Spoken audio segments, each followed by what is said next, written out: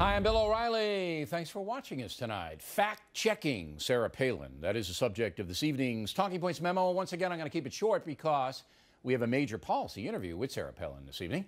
But did you know the Associated Press, America's largest news wire service, used 11 reporters to check the accuracy of Sarah Palin's new book, Going Rogue? 11.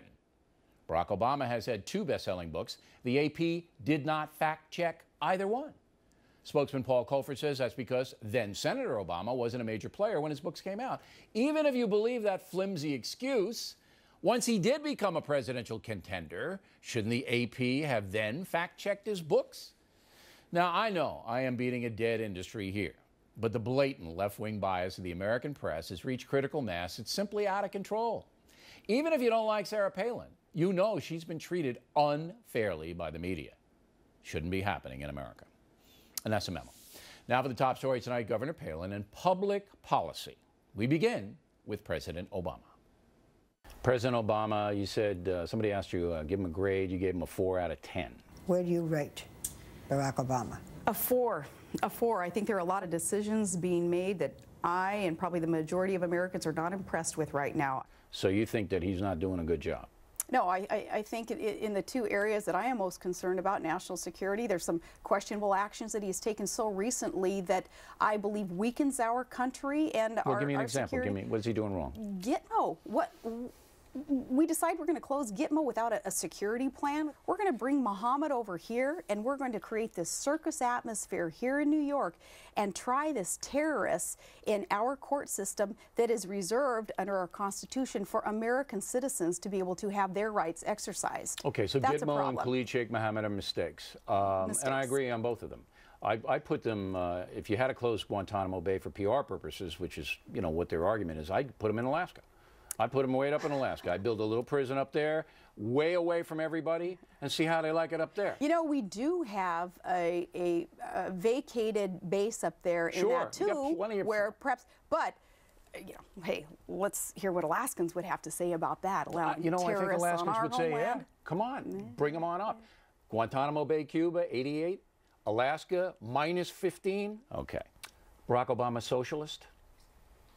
Scares me the road that he has us on, not seeming to understand what it is that built up America's economic system, the free enterprise principles, the shrinkage of government, not the expansion to allow the private sector to grow and to thrive and to do what it does best, and our families to keep more of what they earn so that they can reinvest and prioritize instead of government doing it for them, which is a step towards socialism. So some of the steps we're taking economically right now scare the heck out of me.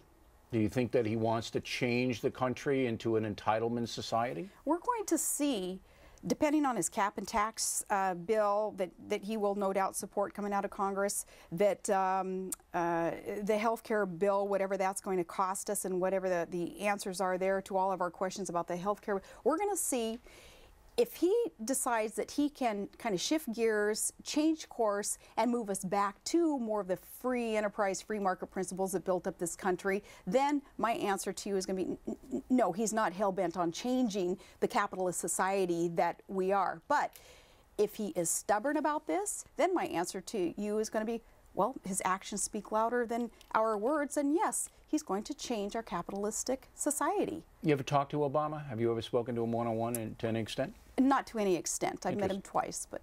You've met him twice, but it's just, hi, how are you? Yes. That kind of thing? Yes. You think he's smart? I think he's very smart. Honest? Do you think he's honest? I think that he has told us some things in the campaign. I think that he's told us some things early on in his presidency that have not come to fruition. He was all about positive change, and I think a lot of Americans are believing that the change that he's ushering in isn't necessarily positive. Well, he says it is. I mean, and you're conservative, so you don't like it. But positive in terms of creating debt for our children. No, but he says, but you know what the arguments are. I mean, he says that, look, a lot of Americans can't afford health insurance. The insurance companies are out of control. I got to get them under control. That's why I'm doing what I'm doing. You know, that's his point of view. Let's get the health care problems under control then, but let's use free market, results-oriented, patient-centered solutions to do that. Tort reform, he's not embracing any of those ideas. Getting rid of the waste and fraud that he insists today, if we would just get a handle on that, we could pay for this one. Well, he says he's going to get rid of the waste and fraud. Let's do it right now then. One of the amusing parts of your book for me was that you wanted to do the Reverend Wright dance. You wanted to get Reverend Wright up there and ram it right down Barack Obama's throat. Why? Well, I believe that it is not negative campaigning or off base to call someone out on their associations. And Reverend Wright was a close associate of Barack Obama's for 20 years. What's wrong with Reverend Wright? Oh, any reverend who would say, "Goddamn America," there's something wrong with him and his beliefs. Do you believe Barack Obama when he said he didn't know Reverend Wright was that radical? Do you believe him? Over 20 years of being in the pew of Reverend Wright's church, surely you would think there would have been something spewed from the pulpit that didn't quite sound right for America. Over 20 years, maybe he just happened to miss those particular sermons, though. You look a little skeptical, Governor. I don't know. But my point is, in the campaign, I wanted to talk about the associations and the past voting record, too, and the experience, the 150 days in the U.S. Senate, building this foundation of experience. I wanted to talk about things like that, but we didn't, and I think that there was some unfairness there, again, to the electorate. But again, I can't, you know, I'm sitting there and I'm going, they told you not to bring up Reverend Wright, because McCain didn't want to do it. And you said to them what? Well, I said that I would want to talk about it. But you didn't make it a crushing point. See, I think I would have maybe grabbed McCain's tie and pulled him over and said, you got to do this. You know what we did? And I'm going to give McCain some respect on this one, too. What I did in the rallies and up there at a podium, I put this empowerment in the hands of the voters, of the people who were there and were watching, and I said, it's not off base to call a candidate out on their record and their associations, and it's not negative campaigning. In other words, hey, you guys, if we're not going to do it, voters, you do it. But it's stunning that you wanted to do it and the McCain people said you couldn't do it, and you know that might have, particularly in places like Pennsylvania, made a difference, because Reverend Wright obviously is a very controversial guy. One more question about President Obama. A lot of people are very nervous about him now. He's not having a good time in the White House now. You pointed out his lack of experience. You don't have that much experience. You walked away from the governorship after, what, 2 years, 2.5 years? Going into my lame duck session, my fourth legislative session, that deciding I wasn't going to run again and not wanting to put Alaskans through a lame duck session that was full of but is it fair to for you to criticize Obama's lack of experience when somebody could make the same criticism about you on the national stage? If you're talking about executive experience, I would put my experience up against his any day of the week. I'd been elected to local office since 1992 and was a city manager, strong mayor form of government, was a chief executive of the state, was an oil and gas regulator.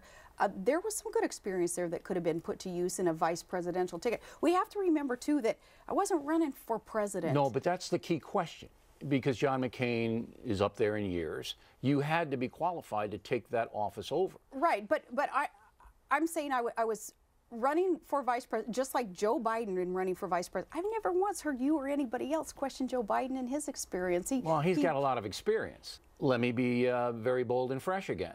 Do you believe that you are smart enough, incisive enough, intellectual enough to handle the most powerful job in the world? I believe that I am, because I have common sense, and I believe, the values that are reflective of so many other American values. And I believe that what Americans are seeking is not the elitism, the kind of a spinelessness that perhaps is made up for that with some kind of elite Ivy League education and a fat resume that's based on anything but hard work and private sector free enterprise principles. Americans could be seeking something like that in positive change in their leadership. I'm not saying that has to be me. Well, after speaking with Governor Palin, I do believe she has future political ambitions. As always, I could be wrong. But coming next, there are grave threats against America, including Iran. Governor Palin will address those threats after these messages.